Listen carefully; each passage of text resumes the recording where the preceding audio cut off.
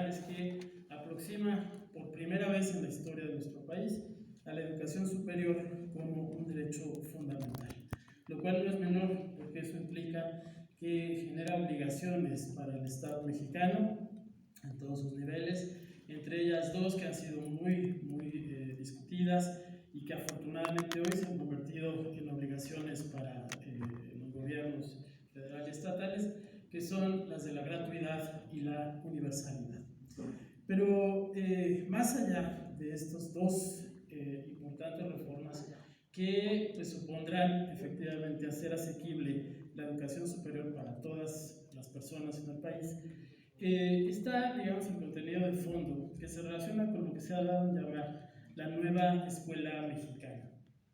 Esta nueva escuela mexicana está basada fundamentalmente en una visión profunda en torno a los derechos humanos, basada en tres ejes fundamentales que son la equidad de género, el respeto al ambiente y la inclusión. Además, digamos, de una perspectiva de territorialidad que además de ser muy novedosa, también implica una comprensión distinta del modo en el que debe desarrollarse la educación superior en entornos como los nuestros, como los de nuestro país, que no pueden dejar de lado la historia de sus comunidades indígenas, la historia de las costumbres que estas comunidades aportan al conocimiento junto a todo lo que se desarrolla, digamos, en el ámbito científico. Esto tiene una dimensión muy importante porque genera una apertura, entonces no solamente para que más personas puedan acceder a la educación superior, sino para que más saberes integren lo que hoy conocemos como la educación universitaria. Desde luego eso nos impone también tareas importantes dentro de la institución que, bueno, todas las universidades estamos intentando realizar de la mejor manera, porque necesitamos que no solamente proclamemos la idea de los derechos hacia afuera, sino que esos derechos también se respeten dentro de la propia institución, ¿no? La situación es compleja porque las universidades, como saben ustedes, a pesar de ser instancias de cambio, son también instituciones sumamente conservadoras, ¿no? Entonces, producir cambios dentro se vuelve prioritario para poder proyectar esos cambios hacia afuera. Yo le tengo noticias, señora gobernadora, porque aquí en el estado de Tlaxcala, la Universidad Autónoma de Tlaxcala ha sido promotora de esta reforma. Estamos trabajando no solamente en los foros locales, sino también en el seno de ANUYES, para lograr que la reforma constitucional del artículo 3º y la nueva Ley General de Educación Superior se vayan materializando, que vayan siendo efectivamente realidad en las universidades públicas de nuestro país. Y bueno, también las privadas tendrán que seguir esa misma línea.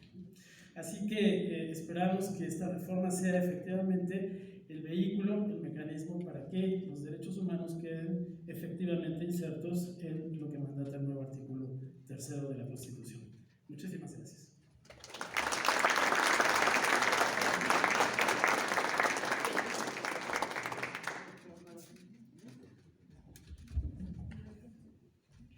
Muchas gracias, estimado doctor. Y bueno, dando continuidad a nuestra mesa de diálogo, solicitamos al presidente de la Comisión Estatal de Derechos Humanos de Puebla sea tan amable de formular la siguiente pregunta. Muchas gracias. Gracias. La siguiente pregunta es para la maestra Maricruz Cortés Ornelas, magistrada presidenta del Tribunal Superior de Justicia y del Consejo de la Judicatura del Estado de Tlaxcala. El principio pro persona es una de las herramientas más importantes que cuentan los operadores del derecho al momento de resolver un asunto. Magistrado, ¿cuáles son los principales compromisos del Poder Judicial para fortalecer la perspectiva de derechos humanos en las sentencias que emitan? Gracias. Muy buenas tardes a todas y a todos. Gracias por la pregunta. Antes de pasar a dar respuesta, quiero saludar con mucho respeto a la gobernadora de nuestro estado, licenciada Lorena Cuellar Cisneros. Saludo con gusto a la maestra Jacqueline Ordóñez Brasilfer y agradecerle, estimada presidenta, su invitación para participar en tan importante evento. Saludar con mucho gusto y mucho respeto a los integrantes de mesa tan distinguida. Muchísimas gracias. A todas y a todas las personas que nos acompañan, pero también quiero agradecer con mucho aprecio a mis compañeras magistradas, a mi compañero magistrado, gracias por acompañarme, a todas y a todos y a los medios de comunicación. Efectivamente, el principio pro persona constituye uno de los principales instrumentos con los que se pretende lograr una eficaz protección de los derechos humanos.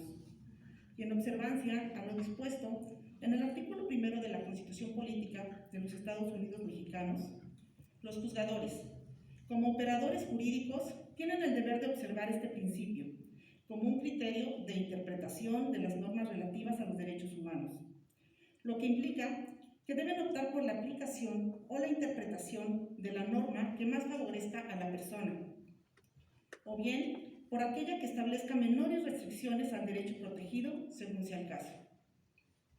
De modo tal que quienes imparten justicia deben observar los derechos humanos establecidos en la Constitución Federal y en los tratados internacionales, de los que el Estado mexicano sea parte, así como los criterios emitidos por el Poder Judicial de la Federación y los criterios interpretativos de la Corte Interamericana, a efecto de determinar si existe alguno que proporcione una protección más amplia del derecho que se pretende tutelar. Al respecto, se ha establecido jurisprudencialmente que el Poder Judicial debe ejercer un control de convencionalidad ex oficio entre las normas con competencias de las regulaciones procesales correspondientes. Asimismo, nuestro máximo tribunal ha establecido que el parámetro de análisis de este tipo de control que deberán ejercer todos los jueces del país se realiza tomando en consideración 3 puntos. Primero, todos los derechos humanos contenidos en la Constitución Federal, con fundamento en los artículos 1 y 133, así como la jurisprudencia emitida por el Poder Judicial de la Federación. Como segundo punto, debe considerarse todos los derechos humanos contenidos en tratados internacionales en los que el Estado mexicano sea parte. Y como tercer punto que debemos considerar son los criterios vinculantes en la Corte Interamericana de Derechos Humanos establecidos en las sentencias en las que el Estado mexicano haya sido parte y criterios orientadores de la jurisprudencia y precedentes de la citada Corte, cuando el Estado mexicano no haya sido parte. Este tipo de interpretación por parte de los jueces presupone realizar 3 pasos. Primero, la interpretación conforme en sentido amplio significa que los jueces deben interpretar el orden jurídico a la luz y conforme a los derechos humanos establecidos en la Constitución y en los tratados internacionales, en los cuales el Estado mexicano sea parte, favoreciendo en todo tiempo a las personas la protección más amplia.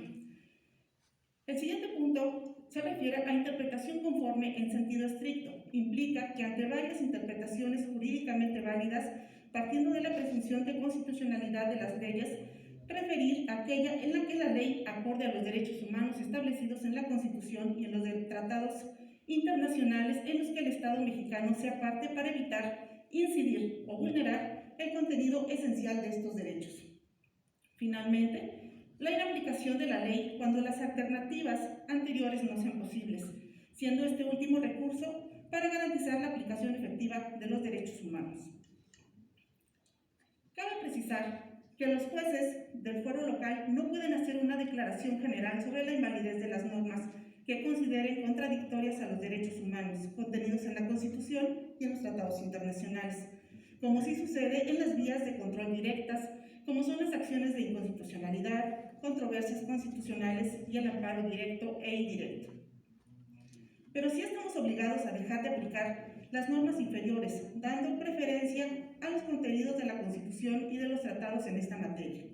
En este contexto, el Tribunal Superior de Justicia considera que para hacer efectiva la aplicación del principio pro persona en las sentencias que se dictan, es de suma relevancia que los juzgadores no solo tengan conocimiento de la normatividad local y federal, sino también de los tratados internacionales, así como de los lineamientos, conceptos y reglas a los cuales deben sujetarse para ejercer el control difuso de convencionalidad que los obliga a respetar la Constitución Federal y los tratados internacionales en materia de derechos humanos, signados por el país. Por ello, a través del Instituto de Especialización Judicial, se ha implementado un programa de capacitación continua para fortalecer el respeto a los derechos humanos. Para ello se han impartido, entre otros, diversos cursos como son taller de análisis de sentencias de la Corte Interamericana de los Derechos Humanos, curso Los Derechos Humanos y la Administración de Justicia, y la capacitación y formación de capacidades sobre el control de convencionalidad, el rol del Poder Judicial en el acceso a la justicia. La aplicación del principio pro persona se puede traducir claramente en el siguiente ejemplo.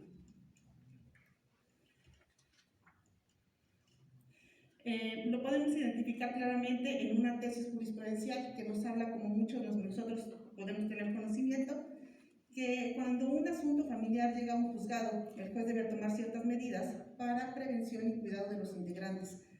Seguramente quienes estamos aquí sabemos que nuestra ley establece que los menores de 7 años debieran quedar más bien en resguardo y protección de la mamá. Sin embargo, en un criterio, en un nuevo análisis que hace nuestro Supremo Tribunal en el país, establece que ese criterio genera desigualdad y discriminación para los hombres. Luego entonces, lo que ha establecido en un nuevo criterio, en un nuevo análisis, es que tanto el hombre como la mujer tienen derecho a cuidar y a proteger a los menores. Entonces, es un criterio, es un estudio que se ha realizado en atención a este principio pro persona. Muchísimas gracias.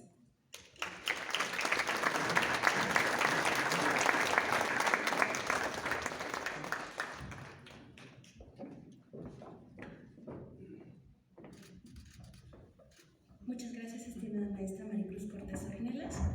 Estimado presidente, por favor, demos continuidad. Muchas gracias.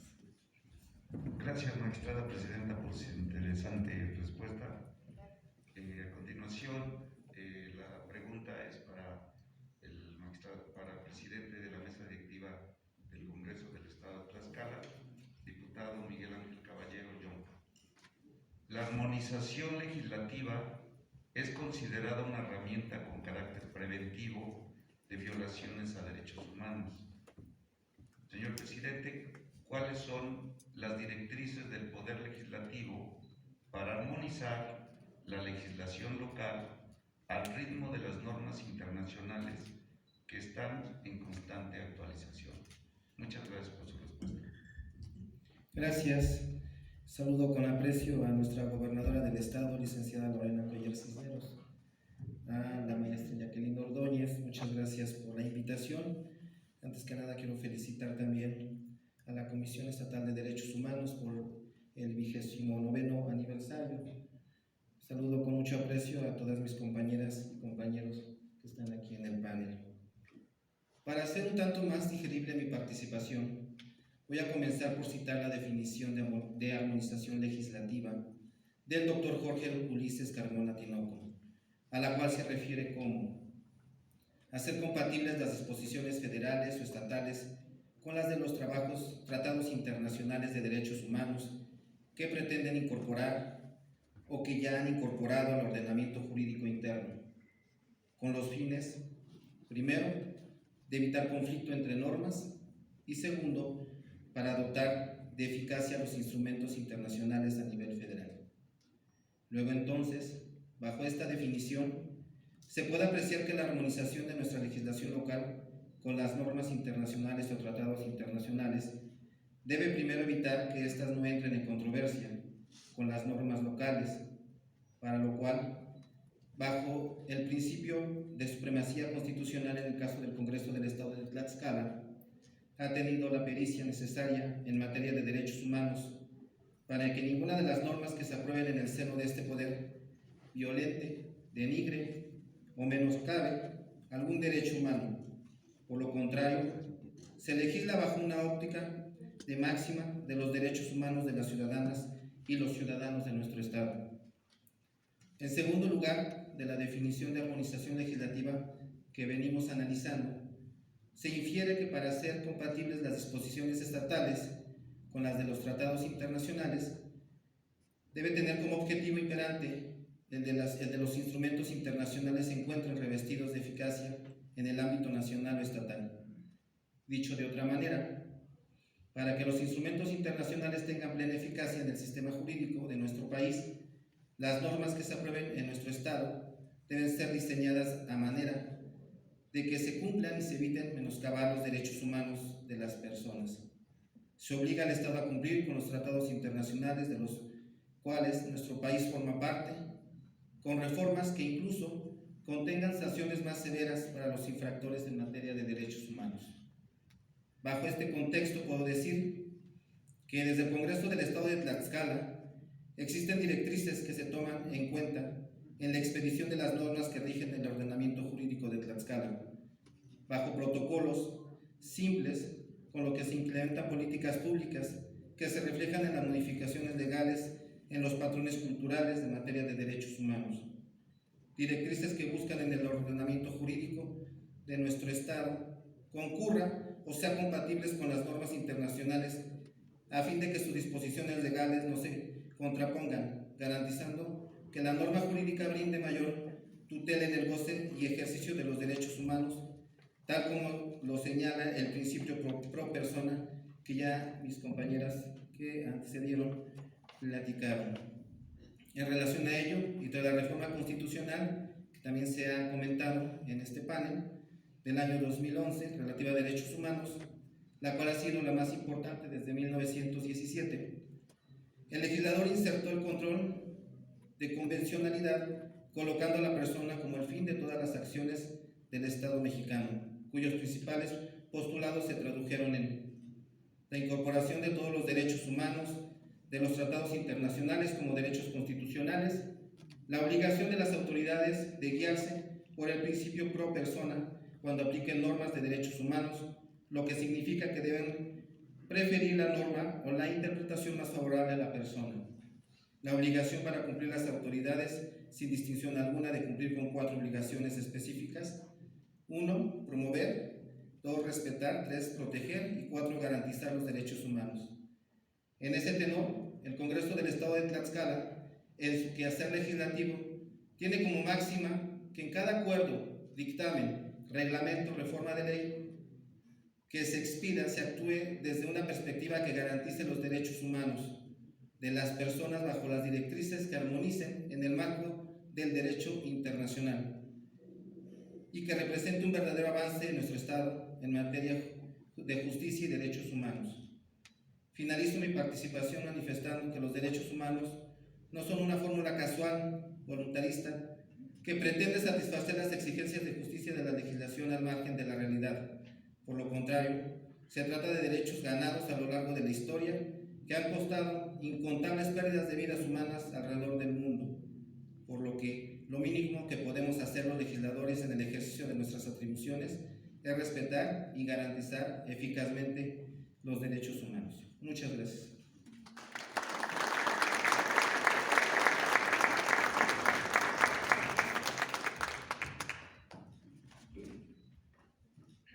Estimado diputado, continuamos con nuestra mesa de diálogo. Muchas gracias. Gracias. Es la última pregunta la que vamos a formular, pero antes, si me lo permiten, quiero, además de agradecer la invitación a este importante evento, reconocer a todas las autoridades titulares de órganos autónomos y de los poderes que están aquí presentes. Para los organismos protectores de derechos humanos es muy importante ese arropamiento, ese respaldo, y quiero destacar particularmente la presencia de la gobernadora de este estado.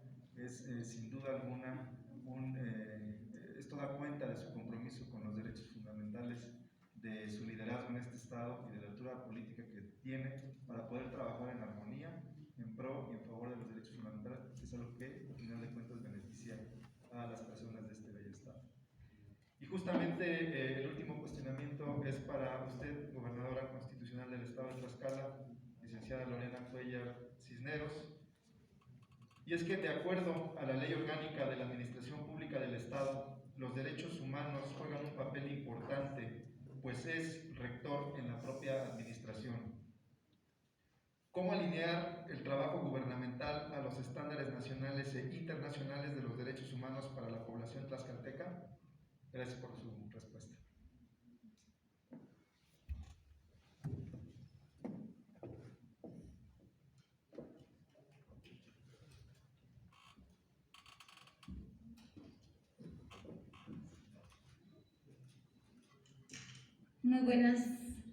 Muy buenos días a todos y todas. Es un honor para mí en esta mañana recibir la invitación de la presidenta de la Comisión de Derechos Humanos, Jacqueline Ordóñez Braceter. Muchas gracias, presidenta. Es un honor para mí, es un gran ejercicio el que se hizo esta mañana, en donde pudimos escuchar cómo cada uno estamos trabajando en pro de los derechos humanos y cómo juntos haremos una nueva historia para la protección de los derechos humanos de todos los tlaxcaltecas. Agradezco desde luego también la presencia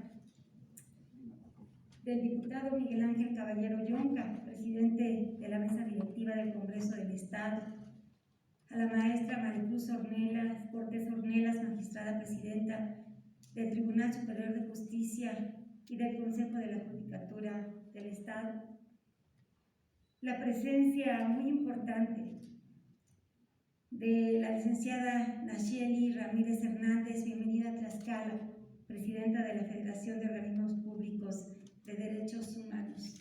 Es un honor tenerte aquí en Tlaxcala y muy contenta de poder compartir estos momentos contigo. Desde luego, mi felicitación amplia a todos los integrantes de la Comisión de Derechos Humanos por su esfuerzo y sobre todo en este aniversario más de vida de los derechos humanos en nuestro país. Quisiera referirme a la pregunta que me dieron la oportunidad de formular. He sido parte de la lucha a favor de los derechos humanos durante muchos años de mi vida. Como diputada local, fui presidenta de la Comisión de Derechos Humanos. Lo mismo en el Senado de la República, también tuve la honrosa posibilidad de defender los derechos humanos y por eso soy una luchadora incansable de esta gran responsabilidad que todos tenemos y sobre todo como funcionarios de velar por los derechos humanos de los tlaxcaltecas en este caso. Sin duda, la reforma del 2011 fue totalmente indispensable para los cambios de paradigmas en los derechos humanos de este país. En mi cargo como senadora integrante de esta comisión, participé también en esta discusión, porque las reformas en bien de los niños, de las niñas, de los adolescentes, de los adultos mayores, de los discapacitados, a quien muchas veces se atentan sus derechos, pues era parte de esa lucha. Derivado de esta experiencia, ordené sujetar el trabajo inicial de mi administración, apegada totalmente en mi plan estatal, precisamente al Plan Nacional de Desarrollo. Particularmente lo que se refiere al ejercicio del poder apegado totalmente a la legalidad, el respeto entre poderes y a la soberanía de los municipios. Desarrollamos y propusimos reformas legislativas para fortalecer a nuestras instituciones.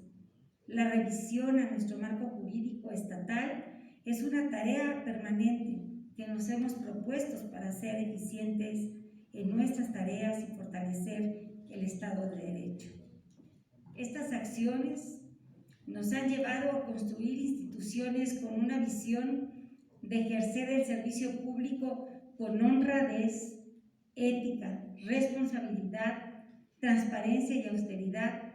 Además, somos enérgicos en las sanciones en caso de incumplimiento u omisiones. Bajo esta manera de trabajar, proyectamos recursos para financiar la red de bienestar social, la más importante que haya existido en nuestro Estado, misma que garantizará el acceso a los derechos establecidos en nuestra legislación, tales como el derecho a la educación, a la salud, a la alimentación, alimentación, a la vivienda, a un medio ambiente sano, al trabajo, desde luego, y desde luego a la no discriminación. En este gobierno no se tolerará la impunidad ni los atropellos desde el poder en contra de nuestros ciudadanos. El respeto a los derechos humanos es un tema cotidiano en la política de seguridad ciudadana.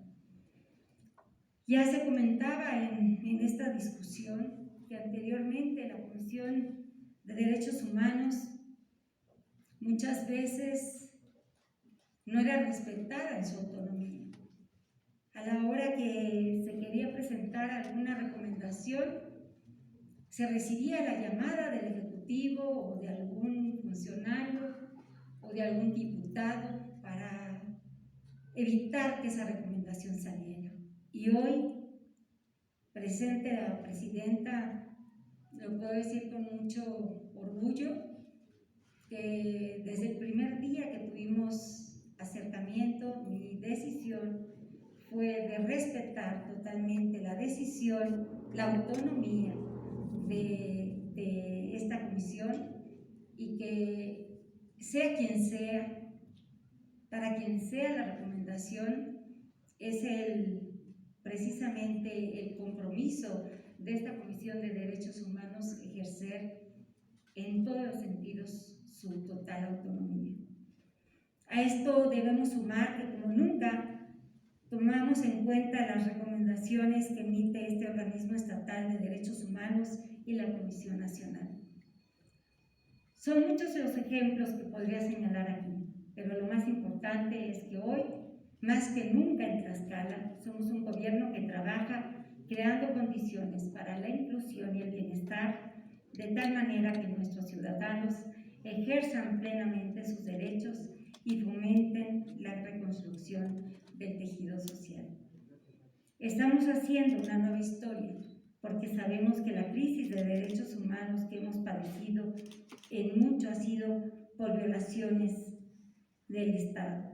La política neoliberal llevó implícita una afrenta contra los derechos que empobrecieron a miles de personas, fomentaron la corrupción, la impunidad, el autoritarismo y la represión.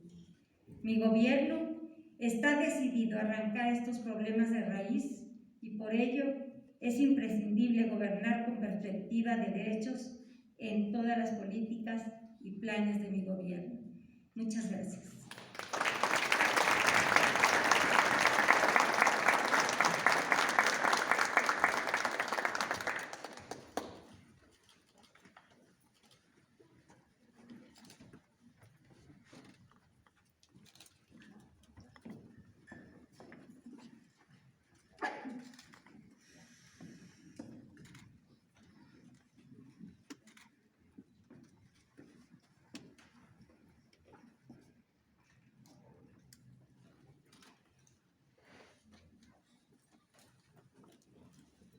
Muchísimas gracias, los invitamos a tomar asiento, le agradecemos a la gobernadora su participación como panelista y le pedimos muy respetuosamente, si es tan gentil, de dirigirnos su mensaje relativo a este evento.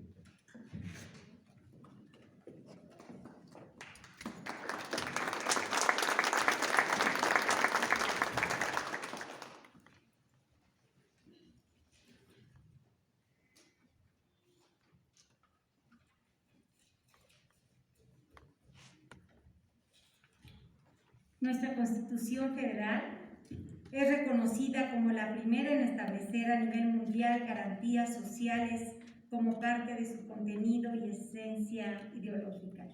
Nuestra Carta Magna marcó una ruptura con el modelo liberal conservador y se orientó a transformar la realidad de nuestra sociedad postrevolucionaria, marcada por las desigualdades, la explotación, la tendencia de la tierra y las carencias sociales. Los derechos que reconoció y su evolución han sido el centro de la construcción del estado de bienestar, que tuvo su desarrollo, auge y desmantelamiento bajo el yugo del neoliberalismo que impuso un modelo de desarrollo excluyente mercantilista y concentrador del ingreso y la riqueza. En este contexto, desde el punto de vista de la defensa de los derechos ciudadanos, el antecedente histórico más reconocido de la Comisión Nacional de Derechos Humanos es la Procuraduría de los Pobres, promovida en 1847 por Ponciano Arriaga. Sin embargo, fue hasta 1992 que la protección y defensa de los derechos humanos fue elevado a rango constitucional y posteriormente, en 1999, se otorga autonomía a la Comisión Nacional de Derechos Humanos. Las instituciones de derechos humanos son fundamentales en las democracias contemporáneas, pues funcionan como una forma de control del poder gracias a las competencias cuasi jurisdiccionales que tienen como finalidad la inversión y violaciones a los derechos humanos que comete la autoridad. Por otra parte, ejercen facultades de promoción de los derechos, mecanismos de acercamiento y su aplicación. La importancia de la existencia de esta comisión radica en las facultades que tiene a nivel de investigación y como órgano de investigación, sobre todo que coadyuvan para mejorar los derechos humanos de las personas. Por ello, considero inigualable la oportunidad de abrir estas mesas de diálogo para generar un espacio donde se tenga la oportunidad de dar a conocer las bases sobre las que estamos desarrollando nuestro trabajo, sustentando en la defensa y el respeto a los derechos humanos. Hoy en Tlaxcala trabajamos para la reconstrucción del estado de bienestar, teniendo como respaldo un proyecto político que favorece a un amplio catálogo de derechos humanos que derivan del derecho interno y en los tratados internacionales, la transformación de la vida pública, combatir la corrupción, enfrentar la desigualdad y favorecer acciones para la inclusión productiva son parte de esta reconstrucción. El movimiento que hoy encabeza nuestras instituciones tiene un carácter popular y progresista con el objetivo superior de construir una sociedad más justa que reivindique su autonomía y su libertad. Les reitero el agradecimiento por la invitación y reciban mis felicitaciones por este aniversario.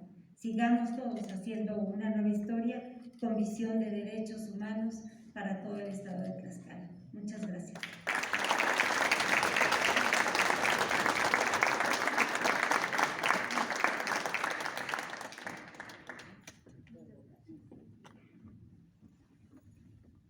Muchísimas gracias. En estos momentos, la maestra Jacqueline Ordóñez Brandefer, presidenta de la Comisión Estatal de Derechos Humanos, hace entrega de un obsequio a la gobernadora del estado, licenciada Lorena Cuellar Cisneros.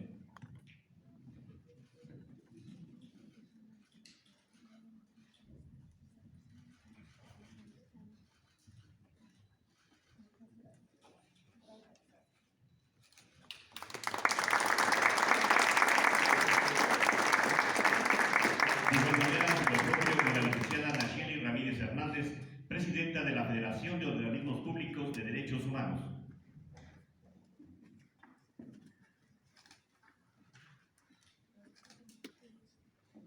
De igual manera, se entrega de un obsequio a quienes participaron en esta mesa de diálogo.